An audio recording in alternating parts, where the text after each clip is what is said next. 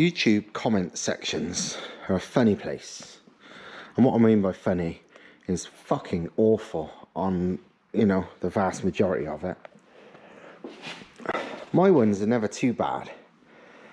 Partly because I think people realise I don't really entertain bullshit and they know I will fucking shut it down. And also partly because I explain everything properly and don't talk shit, so generally people haven't really got much to say. Also partly my channel's not exactly that fucking popular, so I'm not getting millions and millions of comments. But yeah, I mostly avoid it on mine, but I had one the other day, and although it was proper shit, and it was very funny because the guy was getting really angry and was doing like 3 replies for 1 reply from me, and capital letters, and you know, doing like numbered reasons why I'm wrong and all this. It's fucking mental. At first I thought he just thought he knew, and the further it went, the more I think he just felt like trying to be a bit of a bully because he was bullied himself or something in real life. I don't know what it was. It was just like, by the end of it, he was just trying to be the big man, even though I think he knew by then he didn't really know what he was on about. But either way, the utter shite he was talking about gave me an idea for a video. Basically what he was saying, which this is one of those, well, this whole video is going to be a theory and reality thing. One of those, yes, of course it makes a difference, but does it make a difference enough to matter? Usually no. His one was this. Basically what he was saying, well, what he said was, with the charge cooler radiator where it is here, which is, like, I've measured the gap, it's not much, 10 mil, 15 mil in places. That close to the radiator, the 85-90 degree heat water in the radiator will cook that, in his words, and make it useless. I basically replied, without bothering explaining, no it won't. And fucking all hell broke loose as he just went off on one in absolute fucking bullshit. And I, you know, he clearly had never, I kept asking him like about like, show me some examples, show me some data, show me whatever. He's clearly never ever fucking done it and never got any data, but he was just, he was going mental. It was nuts. It was funny as fuck. This is another one of those things where, of course, there's going to be some heat transfer, but the amount that it is next to fuck all. And let me explain why, and then I'm going to prove it using my Merc as an example. Of course, something hot is going to make things around it hot. Of course, there's just no fucking 2 ways about that. But probably the most important thing, which is forward airflow. Fucking hell, with fans behind it, even if you're static, it's that airflow. Heat transfers within the air. If you've got air going any direction, that's where the fucking heat transfer goes. Very little, if any really, goes forward. You know, if it's not physically touching, it's transferred through the air. So it goes in whatever direction the air is going. So if you're driving down the road at fucking 30, 40, 50, 70, whatever miles an hour, the air's going through the coolers. Is somehow the radiant heat going forward much? No, not really. You know that from a fan on your face or anything. Do you know what I mean? We know this from life experience, but I've actually done testing. You know, this geezer, I could have told him anything and he would have carried on going and going and going. He believed this shit, or at least he did for the sake of wanting to argue. But if nothing else, him going off on one made me think that's actually a good test, because I bet you a lot of people really believe and worry about that. I can't have my oil cooler or intercooler or whatever close to my radiator because it'll heat it up. It's like, not as much as you think. And I'm sure a lot of people think that, 'cause that's understandable. But I thought of a way of testing it. an easy way of testing it. Because I've always done a lot of temperature testing. You know, with intercoolers, with anything, I don't go on like, oh yeah, that's good enough. Unless I know what the temperatures are, then for all I know, it could be great, it could be shit. The amount of times I see people talking about, oh, shall I get a better intercooler or whatever, or you know, oh, I'm only sucking in hot air or whatever, and it's like, well, what's the temperatures then? And they've no idea. So they don't know if their intercooler's good enough or not good enough, or air filter feed's good enough or not good enough, or whatever. Well, a famous saying, it's not famous at all, but it's something that always sticks in my head, is Stuart Sanderson, who owns Motorsport Developments up in Blackpool, who I've known for years through Cosworths and whatever, is he's got his saying, he always says, and it's right, is unless you've got data, all you've got is an opinion. And it's true. Unless you've got actual facts to show yourself or anybody else how well something is working or not, it's just your opinion. You don't fucking know. You're guessing. It might be an educated guess, but it's a fucking guess. Whether it's how fast your car is, how powerful your car is, what temperature anything is, whatever. Without data, you don't know. The amount of people who claim their cars are this fast or that fast, and then they get timed and they're not even close. It's fucking unbelievable. Everybody thinks their cars are way faster than they really are. That's why I time everything I've got. That's why you'll see all my videos where I've got the timing equipment, because that's it for me. It's without data, just an opinion. It's a fucking great saying, because it's true. So here is how I can get temperature data very easily, very cheaply. And now I've made it mobile, because it's not something you need in your car 24 hours a day. You just need it for testing. So this is a dual temperature gauge, digital, as you can see. These are temperature sensors, and normally that would be mounted permanently in the car, wherever you want it. I've had them in boost pipes to take inlet temps, you know, intercoolers for that reason, all over the place. Normally it's 12 volts off the battery. When it's hooked at 12 volts, it runs. But I wanted to make it portable, because obviously otherwise it's either in the car forever or you're fucking about with wiring every time. But obviously this takes very little battery power. So I made a portable setup with a LiPo RC battery that I had kicking around and an on-off switch. So now I can do it wherever I want. So for example, flick the switch on, there you go. 11.7 and 12.7 degrees, two sensors are reading. Where are they again? Oh, one there and one there. I'm guessing that one being on the metal is the one reading slightly less. Oh shit, what have I done? Yeah, 11.7, 12.6. I'm guessing the one on the metal's reading less. Let's see. Yep, there you go.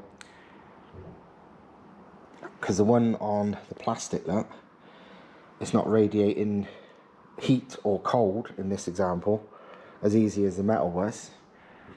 So the metal was showing lower, even though they're both within a few inches of each other. But anyway, that's that. So let's turn it back off. I am going to use the Mercedes, my daily driver, S430 V8 gas guzzling fucking nightmare, as my test mobile. The thing I'm going to test is that guy's theory, as in what temperature. We know what the coolant temp is in the engine, 85 degrees, shows on the gauge. So I am going to put the sensors, I don't care about the water temperature, because that doesn't matter for this, because water isn't touching anything. I'm talking about the radiated heat, which is from the exterior, as in the cores. On this, look, the AC rad is literally sandwiched up against the water rad. You know, that's from the factory from Mercedes. If it really did cause a heat transfer issue Do you really believe Mercedes would have done that? Because that would kind of fuck up the efficiency of the aircon. Especially when there's about 3 inches of space. It could have just been spaced forward, but they don't bother because even Mercedes don't think it's an actual deal that matters. So I'm going to do a test where I'm going to put one sensor, because it's a dual sensor setup, so I'm going to put one in the radiator core, another in the AC core, and see the temperatures. I'll do it static. Once it's up to running temp, then I'll drive it. The reason I think it might change when driving is because static, there is more heat soak, but moving, there's more load on the engine, which may make the radiator hotter. I'd also like to put one sensor there and one sensor on the other side, so the inlet and outlet, to see the temperature difference of the outside of the radiator between where the water goes in and where it cools off. I think that'll probably be a good difference. And unrelated to this, but because I'm interested, I don't know if you can see there, look, but this car's got a HKS foam air filter sitting basically right on top of the engine. The reason I've done that is because A, I can't leave shit alone, and B, the standard airboxes on this are known restrictive, like they're too small, and the usual upgrade is to fit an AMG one because they're thicker, and it genuinely does give like 10, 15, 20 horsepower, like proven. It's not even a bullshit thing. You can actually feel it. On my old CLK 430, instead of doing that because I didn't want to spend that, I just made a pipe and put the air filter down there, and the difference, I timed it with the timing equipment. You can see it on previous video. It was significant, like 10% faster acceleration just by doing that. It's not a bullshit thing. But on this car, there ain't no fucking room to put an air filter down there. So it's like, what could I do? Can I do anything? And I thought, yeah, I can put the filter there, but it kind of is in a pretty bad spot for heat, you know what I mean? It's like, so I thought, you know what, I'm gonna see how much sort of cold air I can channel to it. So I left the original air filter feeds, including the sides of the airbox, so it would hopefully force cold air in. And also I took away some of the shielding that went over there, so the filter sits directly below the vent, and usually on cars the back of the bonnet is a high pressure area, which may help.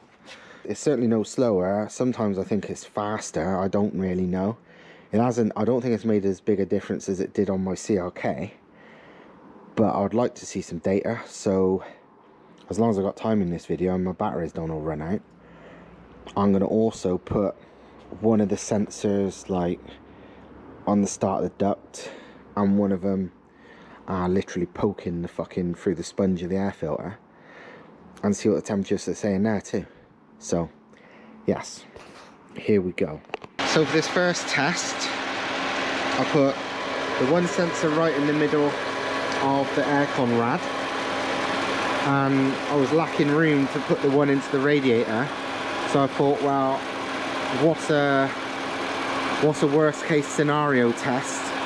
So I put it on the hot side, so basically that is as hot as the exterior of the radiator will get on that side. So let me let the car get up to full operating temp, and we'll see what it is at once the, you know, the coolant's up at 85 degrees. We'll have a look at it static, and then we'll go for a drive, and I'll drive it quite hard and just see what the differences are. And then maybe we'll stop again, and I will maybe take that sensor out once I've got that data and put it in the cold side to see the difference in heat across the radiator. And once I've done that, I'll see if I can do something along these same lines but with the air filter. But first things first. Here's a static test which shows what I mean. Water temp's up at like 85 on the actual coolant temp. It's not that far off on the outside of the radiator, but that is the aircon radiator temp. It's literally touching One is pretty much what water temp is. Water temp's about 85. Radiator, because don't forget I've put this on the radiator at the inlet, so this should be near as, damn it, 85 degrees. Well, that is the water temp. Look at the aircon radiator temp. Less than half. So yeah, it doesn't radiate that much, and we're static at the moment where it's obviously heat soaking like fuck. Let's go for a drive and we'll see what airflow actually does to it. I'll drive like I'll drive sensibly, then I'll drive fucking hard to get some proper temp into the radiator, and we'll see what happens. And there you go. Been driving for a few miles just to get rid of the heat soak, and it says exactly what I was saying. Outside temperature is showing 12.5 degrees. Temperature of the radiator that is touching the water radiator and sitting right in front of it is 12.2 degrees. So basically exactly the same. It is ambient. There is zero heat transfer from the hot water radiator behind, which, as the other sensors showing, is still 70 degrees, so less than the water temp, which is 85, but it's still hot, the radiator. But the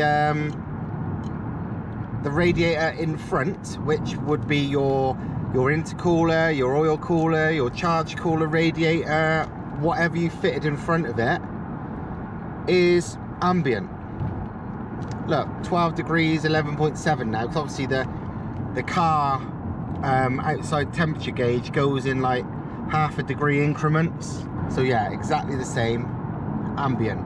Obviously your oil cooler, your charge cooler radiator, your intercooler will get heated up by whatever the hell you're trying to cool in it, but there is zero fucking heat when moving transferred from whatever's behind it, even if you're pretty much fucking touching it like this is.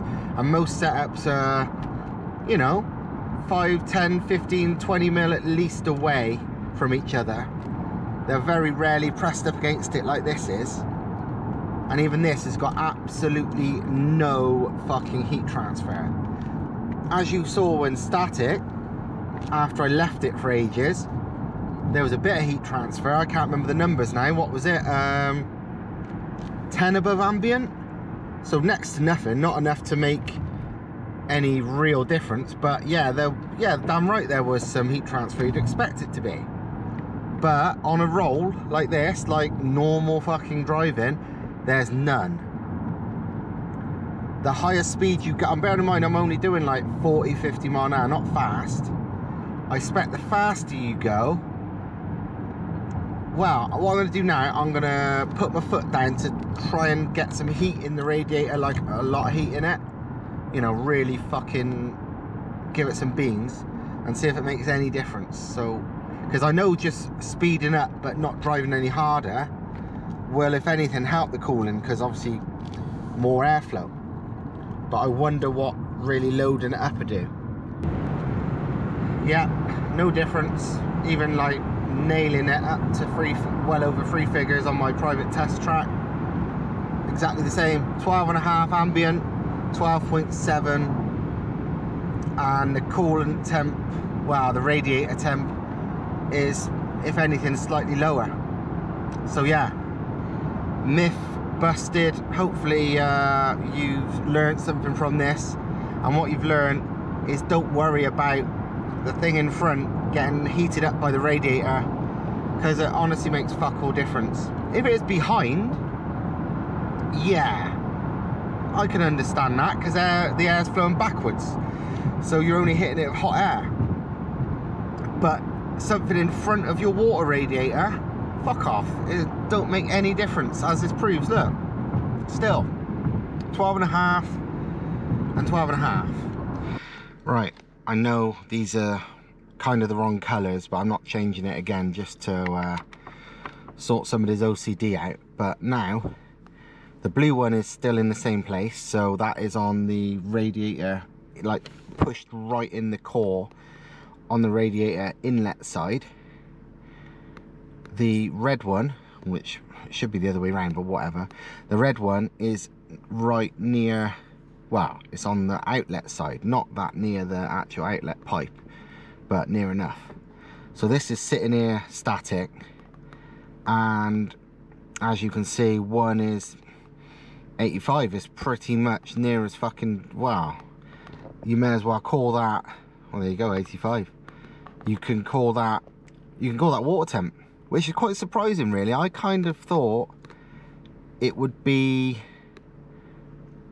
a bit lower because it's not the water itself, but and at the moment the other side is getting equal, but does it stay equal all the, you know, when moving? I'm gonna find out now. And there you go, kind of what I expected. Now we've been driving for a bit, so there's no heat soak. The temp on the hot side is showing, on the exterior of the hot side, remember, is showing 63 degrees.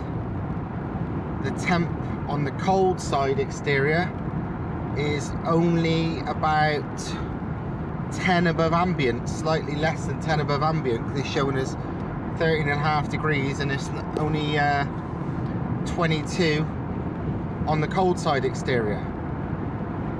So yeah, I'm not surprised. Right, air filter test. You probably can't see, but the one probe is actually inside the air filter. There's a hole under here where I used to have a temp sensor, and this was on the 3S GT Corolla. So I put it in there and used a bit of tape to hold it in, so hopefully it don't get sucked into the fucking engine. But yeah, that's going to be the hot one. Cold one, I'll just put this in that inlet duct. So let's check.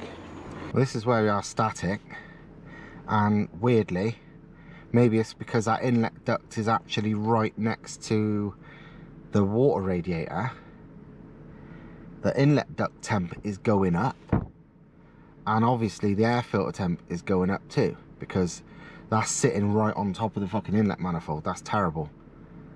But what happens when we're on a roll? Obviously static, they're both heat soaking, but crazily enough, which kind of unexpected for me, the inlet duct, you know, your cold air feed, is just as bad. Well, it's worse still at the moment. It's actually probably rising faster. It's fucking crazy, really, but there you go. It shows that, you know, no matter how much you've got your ducting or cold air feed or whatever, people say, oh yeah, cone filter is great when moving, but when static it just sucks in hot air. Well, look at this. This is in the fucking inlet duct at the front of the engine, and static, it's just as bad. You know, if you can make it have cold air in general, fuck yeah, that's better. But none of them, unless you've got some crazy filter position that keeps everything well out the way, will give you cold air static, because every one of those things heat soaks. And bear in mind as well, this, where the air filter is in the duct, I've not like squashed it into a hole in the duct or anything. It's pretty much sitting there in air, and it's only plastic, which don't radiate heat or absorb heat like metal does anyway. So the fact it's going up is just because it's hot in there, because there ain't no airflow. It don't matter what the fucking ducting is. But let's go for a drive. I suspect then the blue one, which is in the air duct, will drop rapidly, and I just actually don't know about the actual air filter position. I reckon it probably will as well. I mean, look at that still. Even the filter now on top of the engine has still not caught up with an air duct right in the front grille. And you know why? It's because the fucking radiator's right by it, like it is on any car. So when you're not moving, shit heats up. So yeah, the crazy thing is, because it's not a radiator in itself, it seems to heat up worse than the fucking aircon rad does in front, because at least that's got fins to cool itself. This is just in static air, and it seems worse, weirdly, because there's always a, you know, the engine driven fan cooling and the other shit, even static. But this has got nothing, just static airflow. So, but let's drive around a bit so it's got a ram air effect and see what happens. Here's an interesting one straight away. So I've honestly not even hit 40 miles an hour yet. I've literally driven out of a car park at 20 odd and driven down here at 30 odd. And already the ducting drops down, that, you know, the air temperature in the ducting understandably, because it's not static anymore, suddenly goes much lower. Not as low as ambient, but not far off. Air filter's cooling down, but it's taken a lot longer to get down. A lot longer. I go somewhere now where I can get a bit of speed up and see if there's enough ram air effect to then make the air in the air filter cold. What this says to me is, while ducting makes fucking no difference when static, so don't worry about that, if it was a complete sealed cold air feed, even if it can heat soak, you know what I mean, if the air filter was sealed in a box to a cold feed at the front, then it would very quickly be ingesting cold air. There's no, you know, because it gets down to temp fast. It's now only like 5 degrees above ambient, whereas the filter itself, in admittedly the worst position in the world, literally above the engine, is still 20 above ambient, which ain't bad, don't get me wrong, it's not fucking horrendous. I would still trade a little bit more heat for enough airflow anytime. It don't matter how cold it is, if there's not enough, there's not enough. You ain't gonna make the power. But yeah, you can clearly see it's an advantage if it was a sealed setup. There's these 2 big cold air ducts right to the filter, and it still doesn't cool it down anywhere near as much. So that shows ducting is not anywhere near as effective as an actual air box would be. But you know, it's only been 3 minutes now though, and it's, what's it now, 20 above ambient and settled there by the looks of it, whereas the other things 5 above ambient and pretty much settled there. So let me get some speed up, because I've been driving around at between 20 and 40, and we'll see if that makes any difference.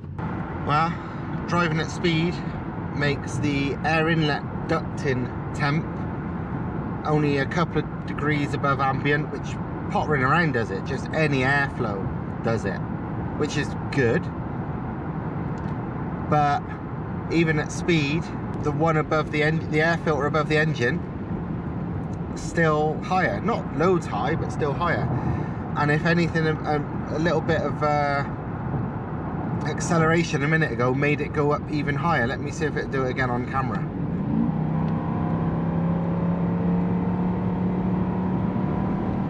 Yeah, look, the heat from being under load actually makes it hotter. It overcomes the effect of the extra airflow at speed.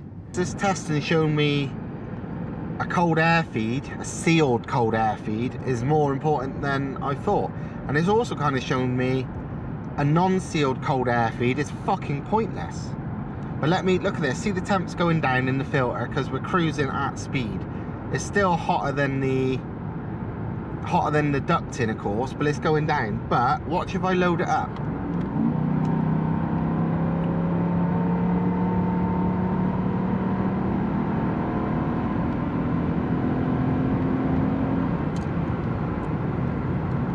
The extra heat from the engine from being driven hard is heating up the air filter too, because it's in a really shit position. And that is with a two very good cold air feeds to it, but not fucking sealed, which is key, clearly. It's the next day and I was on the way to the workshop and I just had a thought. Last night I tested what the temps were in the inlet duct just here by the radiator, and you can feel here even now it's warm. You can see why it heats up when it's static, but as you saw, it cools right down to almost ambient once the airflow is moving. And we saw the temperatures of that static and moving, but what about the temperatures of that moving? Because we know static, it'll be that same heat regardless, because this is nothing static. This, once I chuck these ducts out, I wonder, will it be any better or worse? As in, this will tell us if these ducts do anything, because you just don't know. They might not. I almost feel they probably don't.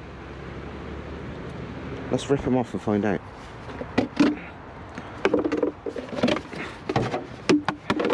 Doesn't take much to rip them off. I'm going to refit the sensor in the air filter in that hole, like I said, and test again. I wonder if there's another test I should do with the other sensor while I'm at it.